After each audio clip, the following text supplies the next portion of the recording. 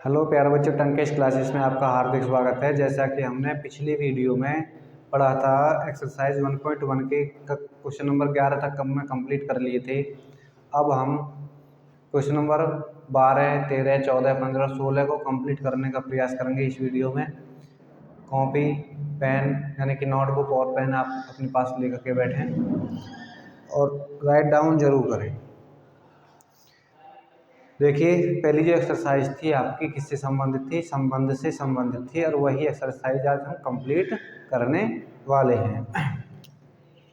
तो इसका question number 11 हो चुका था। क्वेश्चन नंबर 12 की बात करें, क्वेश्चन नंबर 12।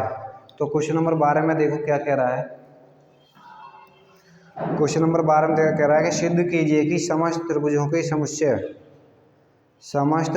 के समुच्चय ए में आर दे रखा है T1 T2 के समरूप है। T1 T2 के समरूप है। तो समुच्चय दे रखा है एक आपका समुच्चय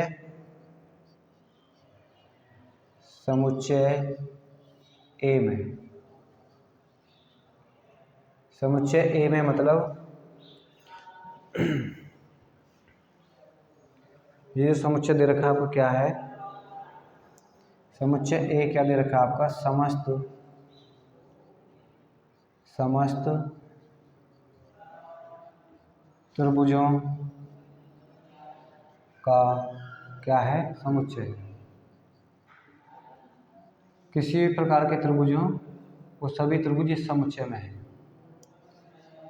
और जो रिलेशन दे रखा है, रिलेशन किस प्रकार से दे रखा है? समुच्चय में जो रिलेशन आपका दे रखा है, क्या रिलेशन दे रखा है आपका? ए से ए में रिलेशन दे रखा है। ए से ए में रिलेशन क्या है आपका? ए से ए में रिलेशन है आपका किस प्रकार से है? जो रिलेशन है आर इक्वल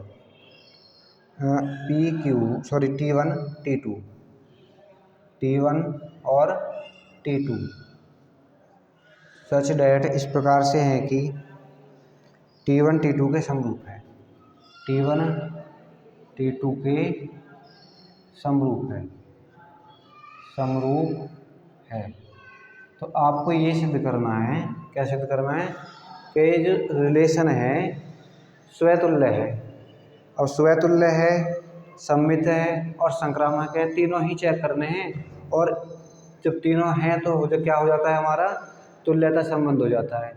इसलिए हमें इस त्रिभुज इस रिलेशन को क्या सिद्ध करना है? तुल्यता संबंध सिद्ध करना है। और तुल्यता संबंध सिद्ध कैसे करें? तीनों टेस्ट करने पड़ेंगे हमें। पहले स्वतुल्य के लिए स्वतुल्य संबंध टेस्ट करना पड़ेगा। उसके बाद क्या करना पड़ेगा? सममित संबंध टेस्ट करना पड़ेगा। उसके बाद ट्रांजिटिव यानी कि संक्रामक टेस्ट हमें चेक करना पड़ेगा। तो देखिए कैसे करते हैं चेक। पहले देखो समरूप दे रखा है। क्या दे रखा है? समरूप। समरूप क्या होता है? मान लीजिए दो त्रिभुज है आपका ABC, और दूसरा त्रिभुज है आपका क्या? DEF। ये दो त्रिभुज हैं। जब ये दो त्रिभुज हैं तो क्या होता है? इनकी भुजाओं का, इनकी संगत भुजाओं का अनुपात क्या होना चाहिए? बराबर होना चाहिए। तो त्रिभुज क्या होंगे हमारे? समरूप होंगे। संगत भुजाओं का अनुपात बराबर होना चाहिए, कोणों का अनुपात क्या आना चाहिए? बराबर आना चाहिए। तब भी त्रिभुज क्या होते हैं हमारे? समरूप होते हैं। फिलहाल हमें भुजाओं से रिलेटेड करना है। तो भुजाओं से रिलेटेड मतलब ये त्रिभुज, ये भुजा इस भुजा के बराबर है, ये भुजा इस भुजा के बराबर है। बराबर नहीं, अनुपात बराबर है। इस भुजा को हम इस भुजा से अनुपात ज्ञात करें। अनुपात बराबर होना चाहिए। यदि भुजाएं बराबर हैं तो सर्वांग सम हो जाएगा, और कोण बराबर हैं तो सर्वांग सम हो जाएगा। लेकिन समरूप के लिए अनुपात बराबर होना चाहिए, भुजाओं का अनुपात। कैसे? AB अपॉन DE बराबर किसके? BC बटे EF बराबर किसके? AC बटे DF। इनकी भुजाओं का क्या अनुपात बराबर है। जब बराबर है, जब ये कंडीशन दे रखी है, तो हम क्या कहेंगे? त्रिभुज क्या है? समरूप है। या दो भुजाओं का अनुपात बराबर हो, एक कोण बराबर हो, यानी कि ये दो भुजाएं का अनुपात बराबर है और ये कोण बराबर होंगे, तब भी क्या होगा? समरूप होगा। कोण बराबर होंगे तब भी क्या होगा आपका? समरूप होता है। सभी कोण बराबर होते हैं तो ये बात आपके समझ में आ गई होगी। ये होती है आपकी भुजा भुजा समरूपता। एक होती है भुजा कोण समरूपता, भुजा कोण भुजा समरूपता, और एक होती है RHS समरूपता। RHS मतलब राइट एंगल हाइपोटेन्यूस और साइड, एक साइड।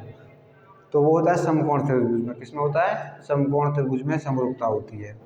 तो आपको बस नॉर्मली ये जानना है कि समरूप क्या होता है। समरूप का मतलब ये होगा, दो त्रिभुज दे रखे हैं, उनकी भुजाओं का अनुपात क्या आना चाहिए? बराबर आना चाहिए। तो इस कंडीशन में आपको दे रखा है रिलेशन। क्या दे रखा है? रिलेशन। रिलेशन किस प्रकार से, जो T1 और T2 हैं वो इस प्रकार से हैं कि T1 T2 के क्या है? समरूप है। T1 T2 के समरूप है। तो पहला क्या करेंगे हम? सममित के लिए, सॉरी स्वतुल्य के लिए हल करें। इससे पहली कंडीशन आती है स्वतुल्य संबंध, स्वतुल्य संबंध के लिए। स्वतुल्य संबंध के लिए क्या आता है? देखिए, स्वतुल्य संबंध के लिए हम क्या करते हैं? कोई भी चीज़ है वो स्वयं के बराबर होती है। अभी कोई भी चीज़ है वो क्या होती है? स्वयं के बराबर होती है। बराबर होती है तो अनुपात उनका बराबर हो जाएगा। तो कैसे देखें? T क्या है? T1, मान लो T1 क्या है? सदस्य है किसका? मान लिया है हमने, ये माना T1 सदस्य है किसका? ए का सदस्य है। त्रिभुज क्या माना है? त्रिभुजों का समुच्चय ए माना है हमने। तो T1 किसका सदस्य है? ए का सदस्य है। तो T1 क्या होगा? T1 के समरूप होगा। T1 के क्या होगा भाई? समरूप होगा। जब T1 के समरूप होगा, कोई भी त्रिभुज है वो खुद के समरूप तो होगा ही, क्योंकि भुजाओं का अनुपात क्या आना है उनका? एक आना है। सभी भुजाओं का अनुपात कितना आना है? एक आना है। तो समरूप बोल देंगे उसे। T1 T1 के समरूप है, समरूप है, होता ही है भाई। समरूप है तो हम क्या कह देंगे? T1 सदस्य है किसका? इस रिलेशन का सदस्य है। जब ये सदस्य है, फोरऑल किसके लिए? सभी के लिए। जो T1 है सदस्य हैं किसके? वो ए के। जो त्रिभुज ए के सदस्य हैं वो सभी त्रिभुजों के लिए है। तो क्या हो जाता है आपका? अतः क्या? अतः संबंध आर क्या है? संबंध आर स्वतुल्य है। स्वतुल्य संबंध है। स्वतुल्य संबंध है। एक पॉइंट क्लियर हो गया। दूसरे पॉइंट की बात करें किसके लिए? संक्रामक के लिए। तो संक्रामक के लिए क्या होता है? अभी दूसरा पॉइंट है संक्रामक के लिए। संक्रामक के लिए क्या करें भाई? हम मान लेते हैं T1 और T2 सदस्य हैं किसके? ए के। यानी त्रिभुज, समस्त त्रिभुजों में से त्रिभुज ले लिए, दो त्रिभुज ले लिए, T1 और T2, तथा और क्या मान लेते हैं? T1 T2 जो है वो सदस्य है किसका? आर का सदस्य है। जब ये सदस्य है आर का तो हम क्या कहेंगे? T1 T2 के समरूप है।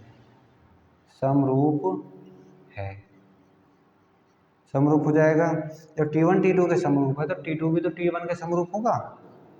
T2 T1 के समरूप है। बट T1 है जो T2 के समरूप है तो T2 भी T1 के समरूप होगा ही। तो T2 T1 के समरूप हो जाएगा तो हम क्या कह देंगे? T2 और T1 भी क्या है? सदस्य हैं किसके? आर के। फोर ऑल T1 और T2 सदस्य हैं किसके? ए के सदस्य हैं।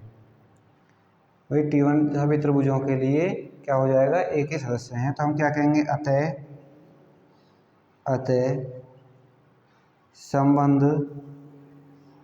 अतः संबंध आर क्या है?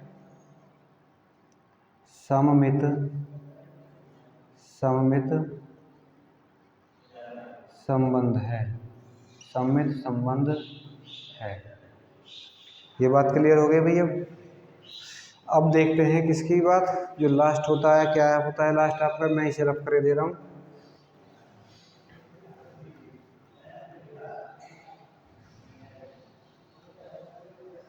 हाँ, तीसरा पॉइंट है क्या आपका, तीसरा पॉइंट क्या आता है आपका, सॉरी ये मैंने संक्रामक लिख दिया था, तो संक्रामक नहीं है, क्या है, सममित है। दूसरा तो टेस्ट सममित आता है ना, तो सममित के लिए लिखना है भाई। किसके लिए, सममित के लिए, सममित के लिए। तो सममित तो टेस्ट कराता हूँ ना, सममित के लिए हो गया। संक्रामक के लिए अब करेंगे, संक्रामक के लिए। संक्रामक के लिए क्या होता है देखिए, मान लीजिए, माना क्या माना, T1 T2 और T3 सदस्य हैं किसके, ए के, तथा क्या, T1 T2 सदस्य है किसका, आर का, तथा ये हो जाएगा, और क्या हो जाएगा, और ये मान लें T2 T3 सदस्य है किसका, ये भी आर का है। कब, जब T1 T2 T3 किसके सदस्य हैं, ए के सदस्य हैं, यानी समुच्चय ए के सदस्य हैं। तो इसका मतलब क्या हो जाएगा भाई, देखो T1 T2 के समरूप है, समरूप है, और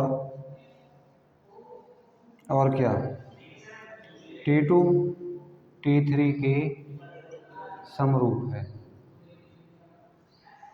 अब एक बात बताइए, जब T1 T2 के समरूप है, यानी कि T1 का जो रूप है T2 के समान है, और T2 का जो रूप है T3 के समान है, ठीक है। जब T1 T2 के समरूप है, T2 T3 के समरूप है, तो हम कह सकते हैं भाई T1 का भी T3 के समरूप होगा। T1 भी किसके समरूप होगा, समान होगा, T3 के होगा। तो हम क्या कह देंगे, इसलिए क्या हो जाएगा आपका, T1 T3 के समरूप है। जो समरूप है तो हम क्या कह देंगे, अब T1 और T3 सदस्य हैं किसके,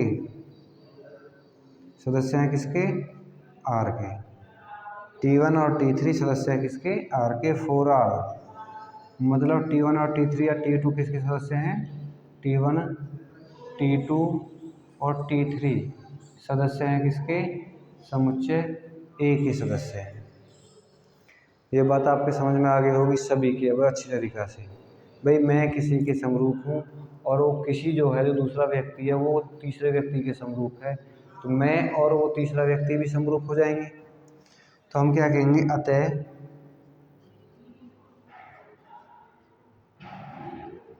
संबंध आर, अतः जो संबंध आर है वो आपका क्या है,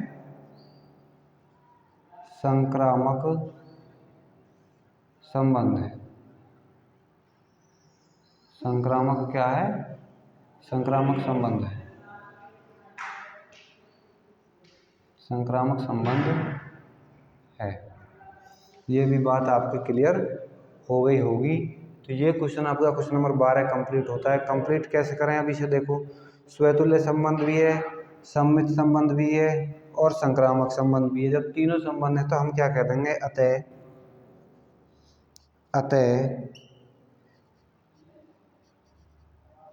संबंध आर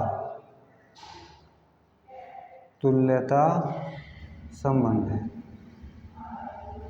तुल्यता संबंध है। ये हमने सिद्ध कर दिया कि संबंध कैसा है आपका, संबंध आर तुल्यता संबंध है। तो इसी क्वेश्चन में आगे भी कुछ पूछा है इसने, क्या पूछा है उसको हम सॉल्व करने का प्रयास करेंगे। अभी देखिए मैं ऐसे ही बता दे रहा हूँ ओरली, वैसे क्वेश्चन आपको ऐसा ही आता है, और एक्स्ट्रा जुड़ा हुआ नहीं आएगा। क्या है भाई, ये कह रहा है कि ये दो तीन त्रिभुज दे दिए। तीन त्रिभुज कौन से, एक तो T1 त्रिभुज है, इसकी भुजाएं दे रखी हैं कितनी, T1 की भुजाएं दे रखी हैं 3 4 5, 3 4 और 5, और T2 की भुजाएं दे रखी हैं कितनी, इसमें T2 की भुजाएं दे रखी हैं 5 12 और 13, ये भुजाएं दे रखी हैं। और एक T3 त्रिभुज दे रखा है, इसकी भुजाएं दे रखी हैं कितनी, इसकी भुजाएं दे रखी हैं 6 8 10, 6 8 10, ये भुजाएं दे रखी हैं। और पूछ रहा है इन तीनों त्रिभुजों में से कौन से त्रिभुज संबंधित हैं, किसके द्वारा, इस रिलेशन R के द्वारा। तो कौन से त्रिभुज संबंधित होंगे, संबंध क्या दे रखा है, T1 T2 के समरूप है। तो इन त्रिभुजों में से कौन कौन से त्रिभुज समरूप हैं, ये आपको बताना है। तो समरूपता की मैंने कंडीशन बताई थी, भुजाओं का अनुपात कैसा होना चाहिए, बराबर होना चाहिए। मैं इन दोनों त्रिभुजों की बात करूँ तो दोनों त्रिभुज क्या होंगे, 3/5, 3/5 बराबर 4/12, 4/12 बराबर 5/13। अब क्या होता है, 3/5 तो कटेगा नहीं, ये कट जाएगा, 1/3 आ जाएगा बराबर 5/12। तो ये तो कोई सा भी बराबर नहीं है, जब इनका अनुपात बराबर नहीं है तो ये समरूप नहीं हुए। अब किसकी बात करें, देखें, अब बात करते हैं पहले और तीसरे त्रिभुज की। पहले और तीसरे त्रिभुज की बात करें तो क्या आएगा, देखो 3/6 बराबर 4/8 बराबर 5/10। तो क्या आ गया, 1/2 बराबर 1/2 बराबर 1/2, वही 3 दूनी 6, 4 दूनी 8, 5 दूनी 10। इसका मतलब इनकी भुजाओं का अनुपात क्या है, बराबर है। तो हम क्या कहेंगे, T1 T3 से संबंधित है। T1 किससे संबंधित है, T3 से संबंधित है। तो हमें बस ये बताना था कौन सा त्रिभुज किसके से संबंधित है, किसके द्वारा, इस दिए गए रिलेशन R के द्वारा। जो हमने संबंध स्थापित कर, संबंध दे रखा है उसके अनुसार हमारा कौन सा साइड बैठ रहा है, T1 और T3। T2 और T3 भी नहीं बैठेंगे। देखो कितना आएगा, 5/6 12/8 13/10, जो कि क्या होगा, इस कंडीशन को संतुष्ट नहीं करेगा। इसलिए T1 T2 T3 से संबंधित नहीं है, T1 T2 से संबंधित नहीं है। संबंधित क्या है, T1 T3 से संबंधित है। हम क्या लिख देंगे, T1 T3 से संबंधित है, किसके द्वारा, दिए गए संबंध के द्वारा। ये बात आपके क्लियरली कंप्लीटली समझ में आ चुकी होगी। अब बात करते हैं क्वेश्चन नंबर। देखो क्वेश्चन नंबर आपका 13 दे रखा है, 13 दे रखा है, तो भुजाओं की संख्या बराबर है, तो ये तो भाई आपको ही करना है। बहुभुज दिए गए हैं और भुजाओं की संख्या बराबर है, ये आपको क्या दिया हुआ है, संबंध दिया हुआ है। जो संबंध ये दिया हुआ है तो आपको करना क्या है, आपको ये करना है कि ये क्वेश्चन आपको ही करना है, सही है। तो क्वेश्चन नंबर 14 है, 14 में आपको बता रहा हूँ, 14 में इसलिए आपको बता रहा हूँ, कर तो इसे भी लोगे 14 को, क्योंकि इसमें एक क्वेश्चन और जोड़ दिया गया है कि y बराबर 2x + के 4 से संबंधित समस्त रेखाओं का समुच्चय ज्ञात कीजिए जो संबंध को भी संतुष्ट करती हों। तो देखें क्वेश्चन नंबर 14 करेंगे, 13 होमवर्क में रहेगा आपके, यदि नहीं होता है तो वे पूछ सकते हैं, कोई दिक्कत नहीं है।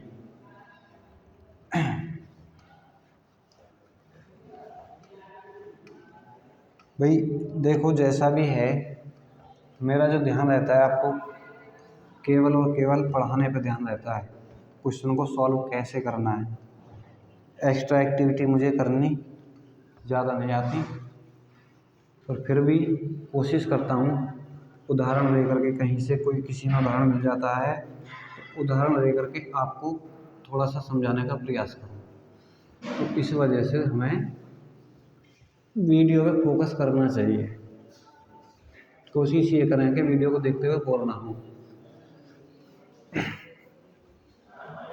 देखिए क्वेश्चन नंबर 14 है, क्वेश्चन नंबर 14 में आपको क्या दे रखा है, मान लीजिए कि XY तल में स्थित, XY तल में, तल कैसे XY तल का मतलब क्या है, देखो ये X हो गया, ये Y हो गया और ये क्या हो गया Z। ये जो तल है ये तल कौन सा आएगा आपका एक्स वाई, ये तल आएगा एक्स जेड और ये तल आएगा वाई जेड।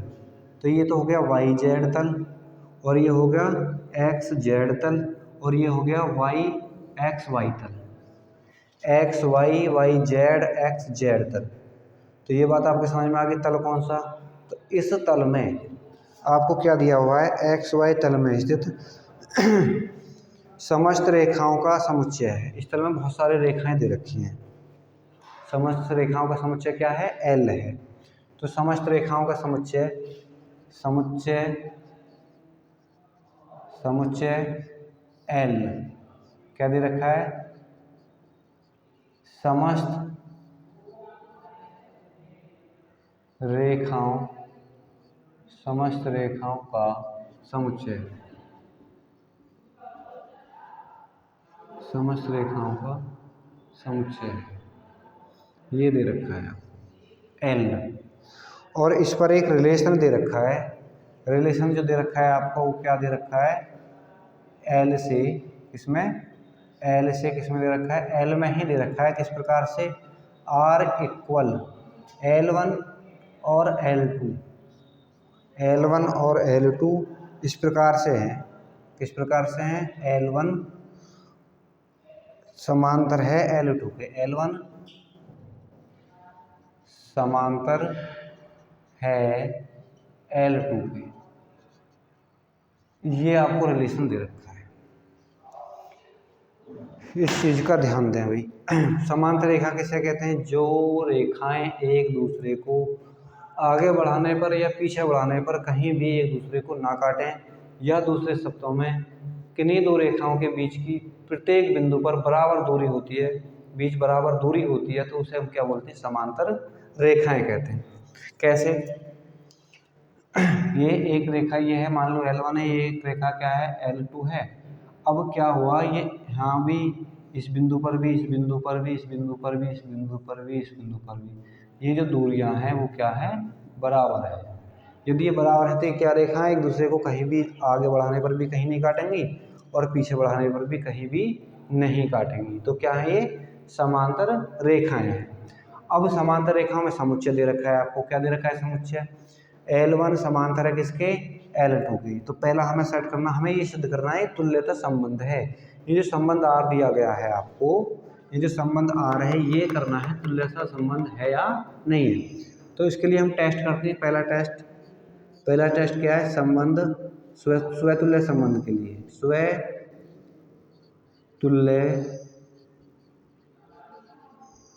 संबंध के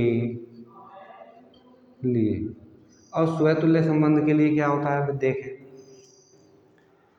स्वतुल्य संबंध के लिए हम क्या मान लेते हैं, माना ये मान लिया L1 क्या है, L1 सदस्य है किसका, L का, इस L का सदस्य है। तो देखो L1 के समांतर होगी, L1 के क्या होती है, समपाती होती है। कोई भी रेखा है L1 की क्या होती है, समपाती होती है।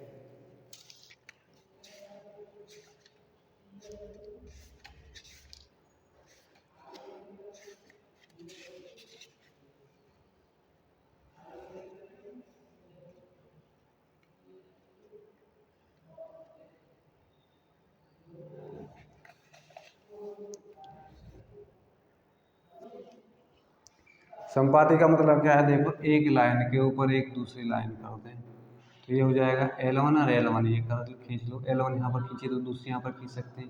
दोनों ही रेखा क्या है, L1 है। L1 है तो क्या हो जाएंगे, L1 के क्या है, L1 के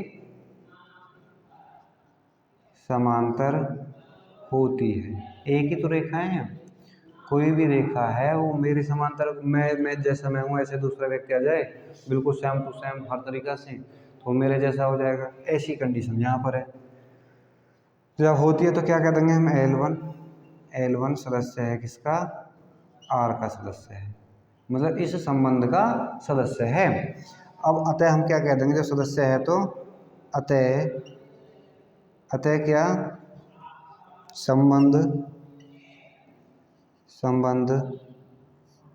आर स्वतुल्य संबंध है, स्वतुल्य संबंध है। कंप्लीट हो गया। दूसरा पॉइंट किसके लिए? संक्रामक के लिए, सॉरी स्वतुल्य के लिए, सममित के लिए। दूसरा पॉइंट टेस्ट करना है हमें, सममित संबंध के लिए। सममित संबंध के लिए क्या होता है देखें।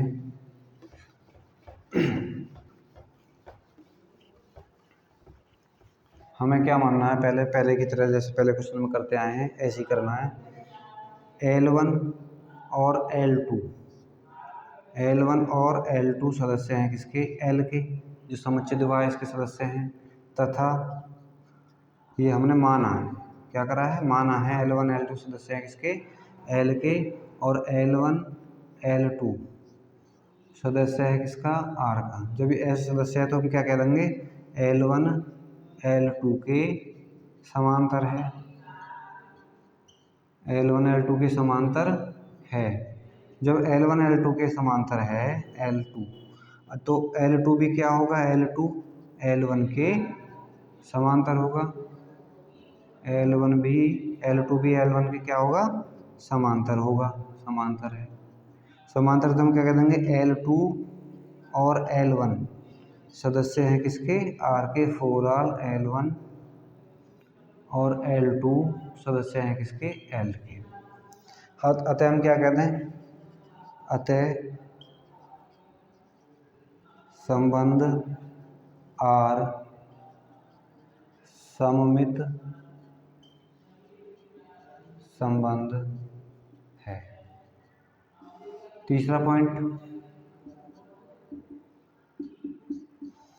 पॉइंट क्या है देखिए, संक्रामक के लिए ऐसे ही करना भाई, वो भी संक्रामक के लिए।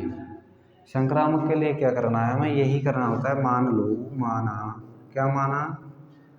L1 L2 और L3 सदस्य हैं किसके? L के। तथा L1 L2 सदस्य किसके? R के।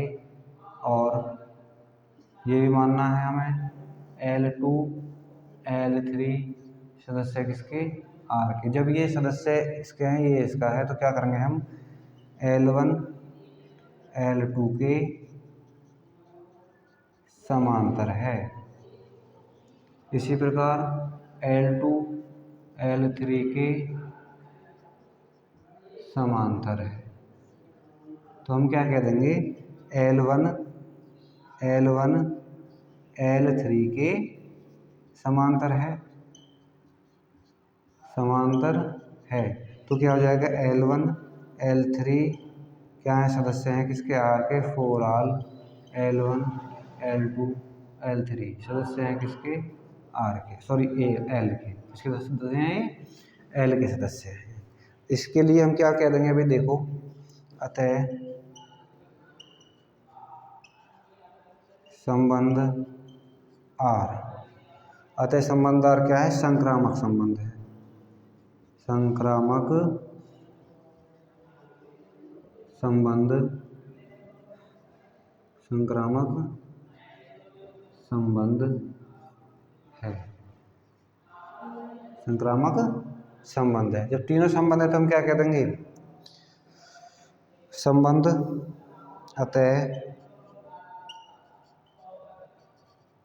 संबंध R एक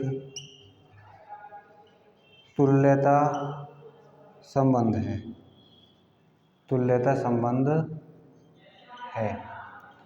तो ये तो हमने अभी इस संबंध R को तुल्यता संबंध सिद्ध किया है। अभी क्वेश्चन में दे रखी है एक लाइन क्या दे रखी है? वो आपकी y = 2x + k, क्या दे रखा है? y = 2x + k 4, ये दे रखा है। तो हमें इस लाइन के समांतर क्या निकालनी है? इस लाइन की समांतर लाइन बतानी है। तो देखें इस समांतर कैसे बताएं। कोई भी लाइन है, जब रेखाएं हैं, लाइन है, वो समांतर होंगी तो उनकी जो प्रवणता होती है वो क्या होती है, प्रवणता उनकी समान होती है। यदि प्रवणता समान है तो लाइन कैसी होगी, समांतर हो जाएगी। देखिए कैसे, अभी कक्षा 11 में आप पढ़ चुके हो प्रवणता के विषय में। इसमें क्या है, देखो लाइन दे रखी है आपके y = 2x + 4। इस लाइन की प्रवणता क्या है भाई, इस लाइन की प्रवणता दे रखी है क्या, समीकरण 1, रेखा 1 की प्रवणता कितनी, dy/dx। डायरेक्टली इससे निकाल देते हैं, बराबर कितना आता है, 2 आता है, या x का गुणांक बटे y का गुणांक, ये भी क्या है, x का गुणांक लगा लो या बटे में y का गुणांक लगा लो, जब भी कितना आता है आपका 2 ही आता है, तो प्रवणता कितनी है, 2 है। तो ऐसी लाइन जिसकी प्रवणता 2 होगी, यानी कि m का मान दे रखा है, तो समांतर रेखा की प्रवणता रेखा क्या आ जाएगी, y = 2x + 4 के समांतर रेखा क्या आएगी भाई, इस 4 की जगह कुछ भी लिख दो, लेकिन m की जगह कितना होना चाहिए, 2, यानी कि y = mx + c, और या y = 2x + के c की जगह कुछ भी मान आ सकता है y, लेकिन m की जगह कितना आना चाहिए, 2 ही आना चाहिए, क्योंकि यहाँ पर m की जगह क्या है, 2 है। प्रवणता सेम है तो रेखाएं क्या होती हैं, वो समांतर होती हैं। तो ये आपका इस आंसर आ जाएगा, ये आपका क्या आ जाएगा, इसका y = 2x + 4 के समांतर रेखाओं की प्रवणता क्या है, y = 2x + c, जहाँ ये भी लिख दो इसमें, जहाँ c क्या है, एक अचर पद है, अचर पद है या अचर राशि है, 1 2 3 4 5 6 कुछ भी c की जगह आप रख सकते हो। अब देखो ये क्वेश्चन नंबर आपका 14 कंप्लीट हो गया। क्वेश्चन नंबर 15 और क्वेश्चन नंबर 16, 15 और 16 जैसे क्वेश्चन मैंने आपको इसी एक्सरसाइज में करा दिए हैं कंप्लीट, उन्हें आप स्वयं से करें, वैकल्पिक क्वेश्चन है, मैं समझता हूँ आप उन क्वेश्चनों को अच्छी तरीके से कर लोगे। अब आपका संबंध से रिलेटेड एक्सरसाइज कंप्लीट हो जाती है। आज के लिए बस इतना ही, मिलते हैं फिर नेक्स्ट क्लास में, तब तक के लिए धन्यवाद।